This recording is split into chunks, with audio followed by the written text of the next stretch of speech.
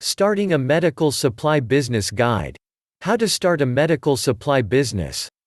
This video is designed to help you plan and start a medical supply business. It will walk you step by step through all the essential steps of starting your own medical supply business. In addition, in the description below this video, you'll find a link to a page where you can download a business plan template in MS Word format. This is a high-quality, full-blown business plan template, complete with detailed instructions, and all related spreadsheets. It will allow you to prepare a professional medical supply business plan. In building your pathway to profit with a medical supply business, you need to consider the following questions: what services do I provide? Where is my market? Who will buy? Who is my competition? What is my sales strategy? What merchandising methods will I use? How much money is needed to operate my firm? How will I get the work done? What management controls are needed? How can they be carried out? And many more. Now we are going to help you discover the answers to all those questions. Medical supply business marketing. When you have decided what business to start, you are ready to consider another important part of your business. Marketing. Successful marketing starts with the owner. You have to know the merchandise you sell, and the wishes and wants of your customers you can appeal to. The objective is to move the stock off the shelves and display racks, at the right price and bring in sales dollars. Determining the sales potential. In retail business, your sales potential depends on location. Like a tree, a store has to draw its nourishment from the area around it. The following questions should help you work through the problem of selecting a profitable location. In what part of the city or town will you locate? In the downtown business section? In the area right next to the downtown business area? In a residential section of the town? On the highway outside of town? In the suburbs? In a suburban shopping center? On a worksheet, write where you plan to locate and give your reasons why you chose that particular location. Now consider these questions that will help you narrow down a place in your location area.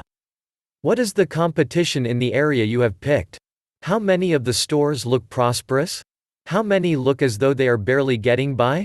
How many similar stores went out of business in this area last year? How many new stores opened up in the last year? What price line does competition carry? Which store or stores in the area will be your biggest competitors? Again, write down the reasons for your opinions. Also write out an analysis of the area's economic base, and give the reason for your opinion. Is the area in which you plan to locate supported by a strong economic base? For example, are nearby industries working full-time? Only part-time? Did any industries go out of business in the past several months? Are new industries scheduled to open in the next several months? When you find a store building that seems to be what you need, answer the following questions. Is the neighborhood starting to get run down? Is the neighborhood new and on the way up? Are there any super highways or throughways planned for the neighborhood? Is street traffic fairly heavy all day? How close is the building to bus lines and other transportation? Are there adequate parking spaces convenient to your store? Are the sidewalks in good repair? Is the street lighting good? Is your store on the sunny side of the street? What is the occupancy history of this store building? Does the store have a reputation for failures? Have stores opened and closed after a short time? Why have other businesses failed in this location? What is the physical condition of the store? What service does the landlord provide? What are the terms of the lease? How much rent must you pay each month? Attracting customers. When you have a location in mind, you should work through another aspect of marketing. How will you attract customers to your store? How will you pull business away from your competition? It is in working with this aspect of marketing that many retailers find competitive advantages. The ideas that they develop are as good as and often better than those that large companies develop. Image. A store has an image whether or not the owner is aware of it. For example, throw some merchandise onto shelves, and onto display tables in a dirty, dimly lit store, and you've got an image. Shoppers think of it as a dirty, junky store, and avoid coming into it. Your image should be concrete enough to promote in your advertising and other promotional activities. Write out on a worksheet the image that you want shoppers and customers to have of your store. Pricing. Value perceived is the key to pricing. The only way a store can have low prices is to sell low-priced merchandise. Thus, what you do about the prices you charge depends on the lines of merchandise you buy and sell. It depends also on what your competition charges for these lines of merchandise. Your answers to the following questions should help you to decide what to do about pricing. In what price ranges are your line of merchandise sold? High, medium, or low? What services will you offer to justify your prices if they are higher than your competitors' prices? If you offer credit, will your price have to be higher than if all sales are for cash? The credit costs have to come from somewhere. Plan for them. If you accept credit card payments, what will it cost you? Will you have to add to your prices to absorb this cost? Customer service policies. The service you provide your customers may be free to them, but you pay for it. For example, if you provide free parking, you pay for your own parking lot, or pick up your part of the cost of a lot you share with other retailers. Make a list of the services that your competitors offer, and estimate the cost of each service. How many of these services will you have to provide just to be competitive? Are there other services that would attract customers, but that competitors are not offering? If so, what are your estimates of the cost of such services? Now list all the services you plan to offer, and the estimated costs. Total this expense and figure out how you can include those added costs in your prices, without pricing your merchandise out of the market. Advertising. Advertising was saved until the last, because you have to have something to say before advertising can be effective. When you have an image, price range, and customer services, you are ready to tell prospective customers why they should shop in your store. When the money you can spend for advertising is limited, it is vital that your advertising be on target.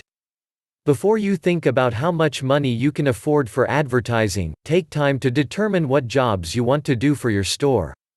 List what makes your store different from your competitors. List the facts about your store and its merchandise that your advertising should tell shoppers and prospective customers.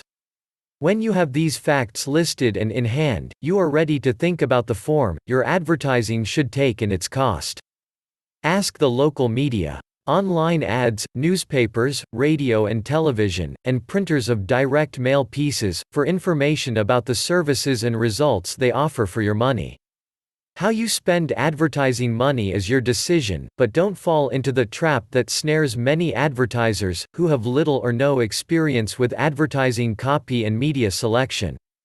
Advertising is a profession. Don't spend a lot of money on advertising, without getting professional advice on what kind, and how much advertising, your store needs.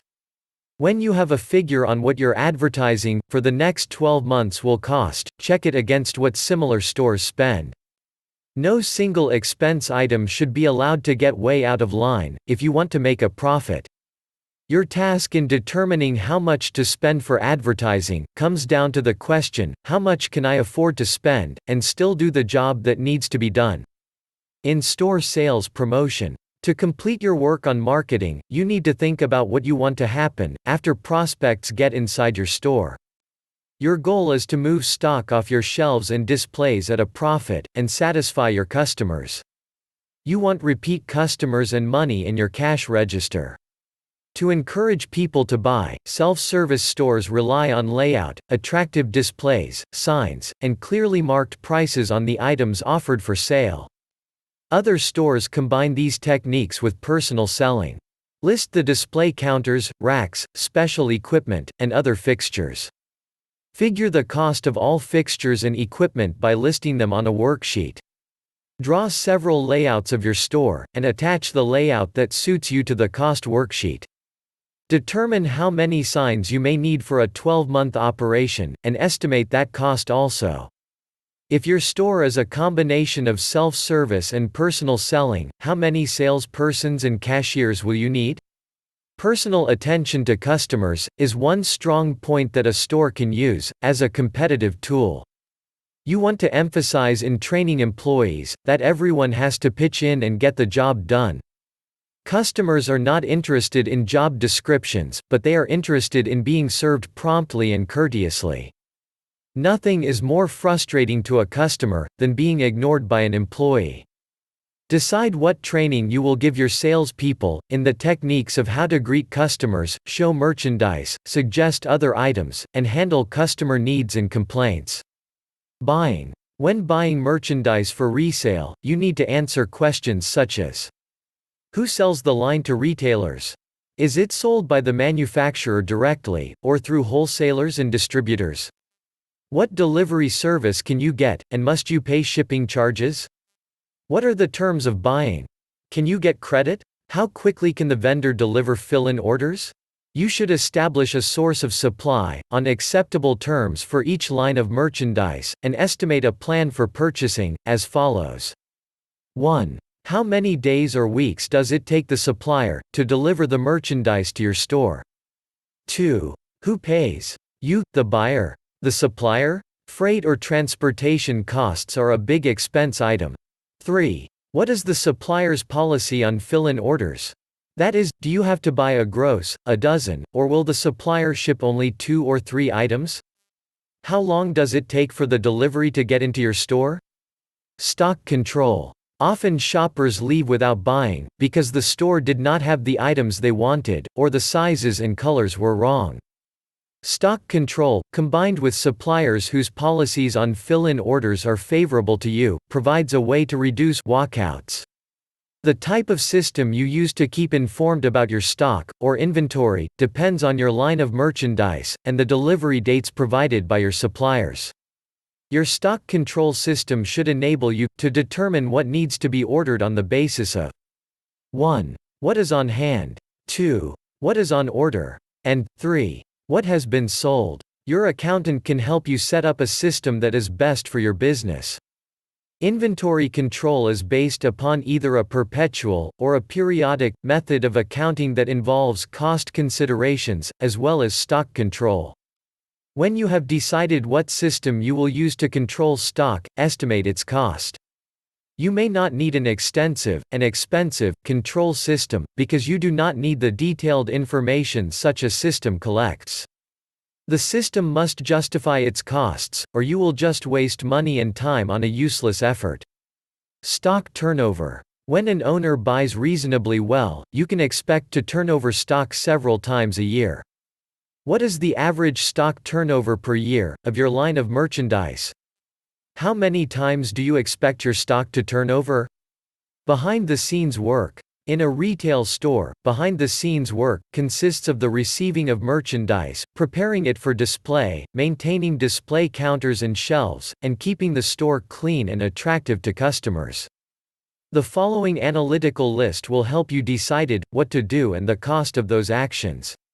First, list the equipment, for example a marking machine for pricing, shelves, a cash register, you will need for 1. Receiving merchandise. 2. Preparing merchandise for display. 3. Maintaining display counters and shelves. And 4. Keeping the store clean. Next, list the supplies you will need for a year, for example, brooms, price tags, and business forms. Who will do the backroom work, and the cleaning that is needed to make a smooth operation in the store? If you do it yourself, how many hours a week will it take you?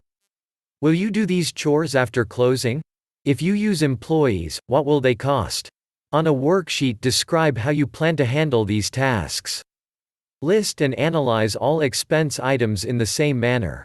Examples are utilities, office help, insurance, telephone, postage, accountant, payroll taxes, and licenses or other local taxes. If you plan to hire others to help manage, analyze these salaries.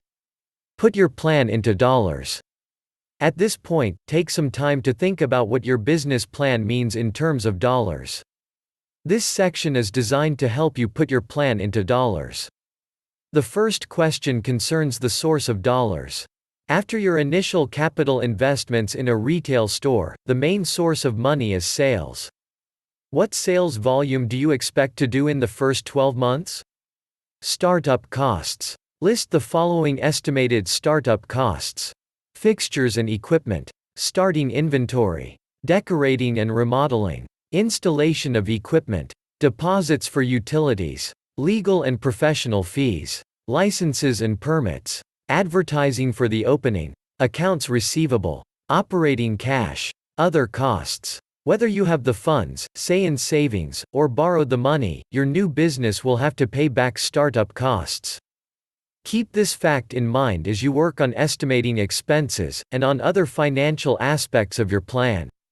Expenses. In connection with annual sales volume, you need to think about expenses. If, for example, you plan to do sales amounting to $1 million per year, what will it cost you to do this amount of business? How much profit will you make? A business must make a profit or close. Here's a list of possible expenses you will need to take into account. Payroll and other employee expenses. Occupancy expenses. Office supplies and postage. Advertising. Telephone. Bad debts. Delivery. Insurance. Taxes, other than real estate and payroll. Interest. Depreciation, other than real estate. Supplies. Legal and accounting expenses. Dues and subscription. Travel, buying, and entertainment. In classified expenses. Cash forecast. A budget helps you to see the dollar amount of your expected revenue and expenses each month. Then from month to month the question is, will sales bring in enough money to pay for the store's bills? The owner must prepare for the financial peaks and valleys of the business cycle. A cash forecast is a management tool that can eliminate much of the anxiety that can plague you if your sales go through lean months. Is additional money needed? Suppose at this point that your business needs more money than can be generated by present sales. What do you do? If your business has great potential, or is in good financial condition, as shown by its balance sheet, you will borrow money, from a bank most likely, to keep the business operating during startup and slow sales periods. The loan can be repaid during the fat sales months, when sales are greater than expenses. Adequate working capital is needed for success and survival. But cash on hand, or the lack of it, is not necessarily an indication that the business is in bad financial shape.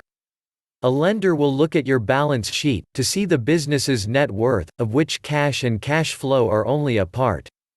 The balance sheet statement shows a business's net worth, financial position, at a given point in time, say at the close of business at the end of the month, or at the end of the year.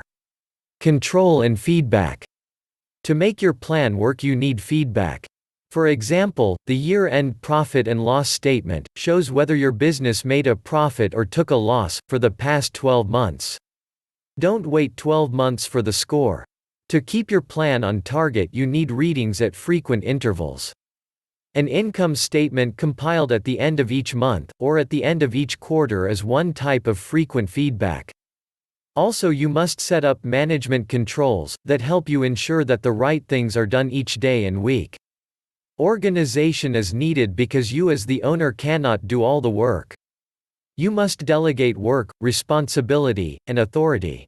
The record-keeping systems should be set up before the store opens. After you're in business, it is too late. The control system that you set up should give you information about stock, sales, receipts, and disbursement. The simpler the accounting control system, the better. Its purpose is to give you current useful information. You need facts that expose trouble spots. Outside advisors, such as accountants, can help. Stock control. The purpose of controlling stock is to provide maximum service to your customers. Your aim should be to achieve a high turnover rate on your inventory. The fewer dollars you tie up in stock, the better. In a store, stock control helps the owner offer customers a balanced assortment, and enables you to determine what needs ordering on the basis of 1. What is on hand, 2. What is on order, and 3. What has been sold. When setting up inventory controls, keep in mind that the cost of the stock is not your only cost. There are inventory costs, such as the cost of purchasing, the cost of keeping stock control records, and the cost of receiving and storing stock. Sales. In a store, sales slips and cash register tapes give the owner feedback at the end of each day. To keep on top of sales, you need answers to questions, such as, how many sales were made? What was the dollar amount? What were the best-selling products? At what price? What credit terms were given to customers? Receipts. Break out your receipts into receivables, money still owned such as a charge sale, and cash. You know how much credit you have given, how much more you can give, and how much cash you have with which to operate. Disbursement. Your management controls should also give you information about the dollars your company pays out. In checking on your bills, you do not want to be penny wise and pound foolish. You should pay bills on time, to take advantage of supplier discounts. Your review systems should also give you the opportunity to make judgments on the use of the funds. In this manner, you can be on top of emergencies, as well as routine situations. Your system should also keep you aware that tax monies, such as payroll income tax deductions, must be set aside and paid out at the proper time. Break-even. Break-even analysis is a management control device that approximates how much you must sell in order to cover your costs with no profit and no loss. Profit comes after break-even. Profit depends on sales volume, selling price, and costs. Break-even analysis helps you to estimate what a change in one or more of these factors will do to your profit. Put your plan into action. When your plan is as thorough and accurate as possible, you are ready to put it into action.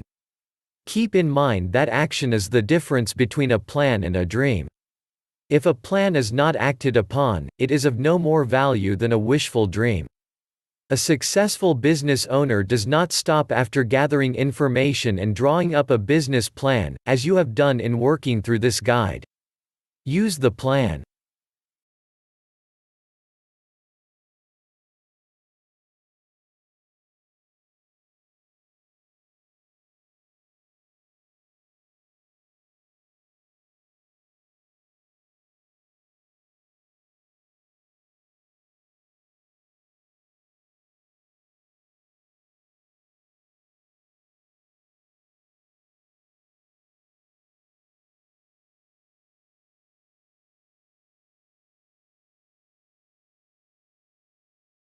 Thank you for watching. Please like this video,